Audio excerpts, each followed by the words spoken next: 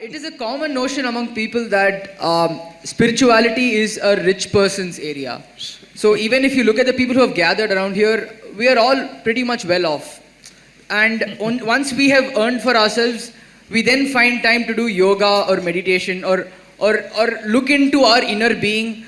But as we were discussed all throughout the whole discussion till now, there are, yes, you yourself have said that 500 million people are still malnourished, and there are so many people in this country who are daily wage workers who at that point of time, spirituality and learning of their inner being would not be the most important thing for them. Their most important thing would be feeding themselves and their children for the next meal. Really, you think so? You do one thing, you go to any so-called spiritual event in the country, will you see rural masses there or people like you in denims? Who will you see? So, don't make conclusions which are not even true. Are we trying to prove something or are we trying to look at truth?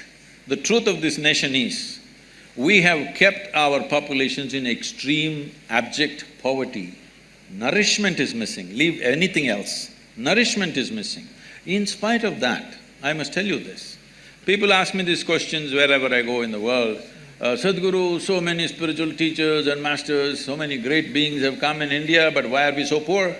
Why is India so poor? Where is the spirituality? Well, you know this, 250 years ago we were the richest nation on the planet. Everybody wanted to come to India. Why do you think of Vasco da Gama or that Columbus who made that mistake? All these people set off in the oceans that they did not know, and over 100 expeditions in the ocean drowned. Nobody ever wrote about them, all right? Because nobody writes about people who drown in the oceans. So why was everybody in Europe trying to come to India? Because it was the most prosperous nation. Well, in 250 years we got cleaned up. We can't… well, somebody did it to us because we can't just blame them because it is also ourselves who allowed that thing to happen to ourselves. Now we are trying to build back, all right? But even though you kept them in such abject poverty, wherever these people went, they made sure not a bit of the local culture remained. Just look at North America, South America, Australia and large parts of Africa, anywhere. This one culture, after 1,000 years of invasions, we've still kept our culture and our spiritual process. Not for nothing. Where we are, you know where our yoga center is, there is a police station about 12 kilometers away. This police station is supposed to service nearly 250,000 people in different levels of economic situations, all right? Some are rich farmers, some are medium, some are really poor, the tribal communities, everything. There are only now, in the last 30 years I've been there, at a time there was only 7-8 policemen with a ASI. Today, there are about 14 to 15 policemen with a SI. This is an upgrade that happened 3 years ago. Otherwise, even now, with these 14 policemen, 2 or 3 will be on leave because of something or the other, and 3-4 are on night duty. Hardly 7-8 policemen for 250,000 people. And these are poor people living in small huts. People are driving in Mercedes cars up and down. But they never pounced on them, killed them and took what they have. It never happened. This is spirituality, if you've forgotten this. This is spirituality, you understand? Well, you don't stretch this too far. You don't take their spirituality too far. You have to settle what they need in their lives as quickly as possible, otherwise they won't hold for too long. But it is because of that spiritual process, we as a nation have survived in spite of all the abuse that's happened to us. And don't say rural masses don't have spirituality, they are the ones who are really on. Urban masses are losing it, isn't it? No, my question wasn't towards rural masses. Mine is like, for example, I'll just… Poverty, right?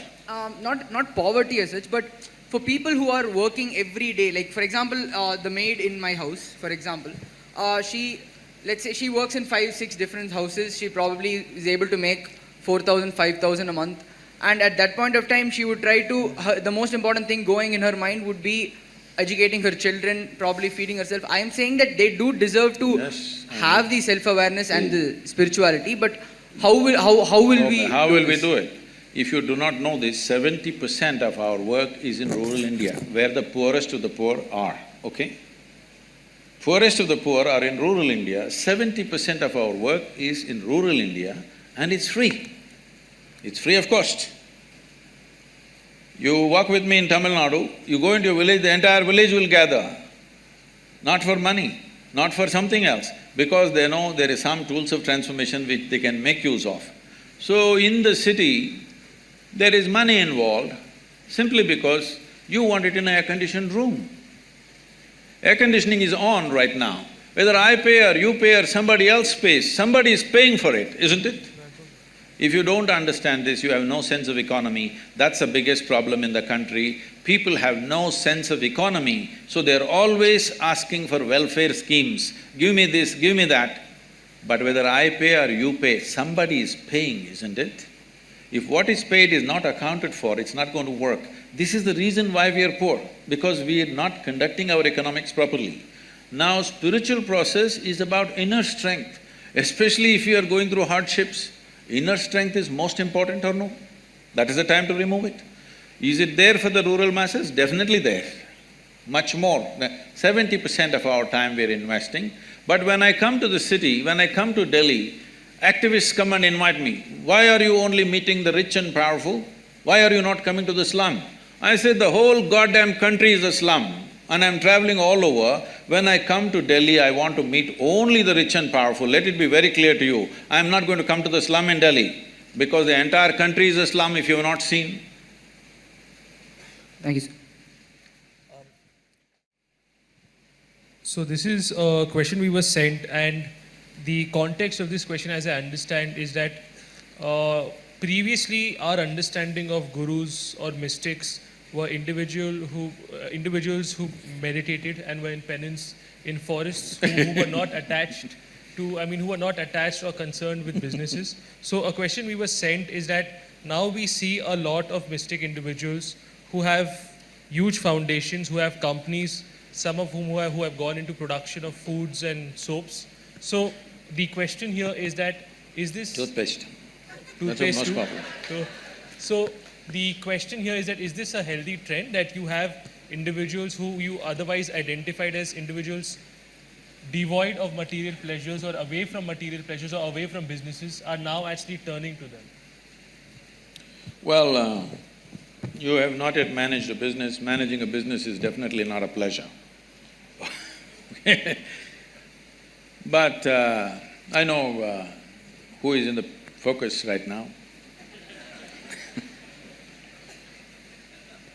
See, I had some kind of a conference in Chennai, and somebody came to pick me up, and the driver was driving.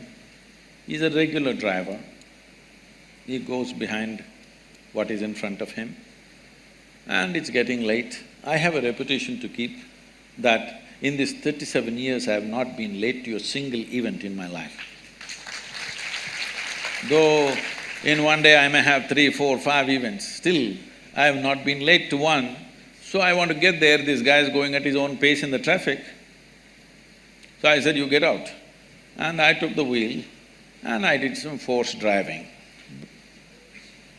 That was in Tamil Nadu, the Andhra Pradesh police cannot do anything about it. So I did some forced driving and just made it in time.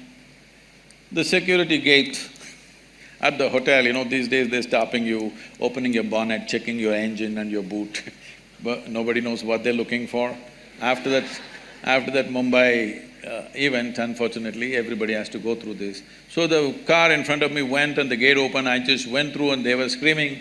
I came into the portico, stopped, left the car there and ran into the conference. There was some journalist standing there.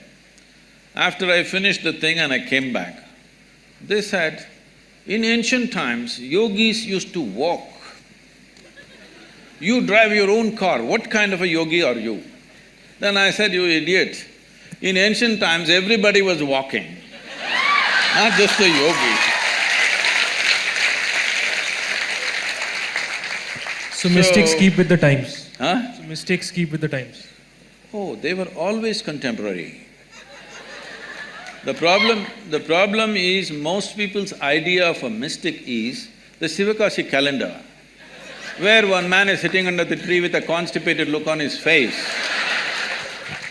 That is a calendar art, that is not a mysticism, all right? The mystics of the day, well, look at anybody. If you call Krishna a mystic, he was working with the kings all the time because he wanted to transform the political system.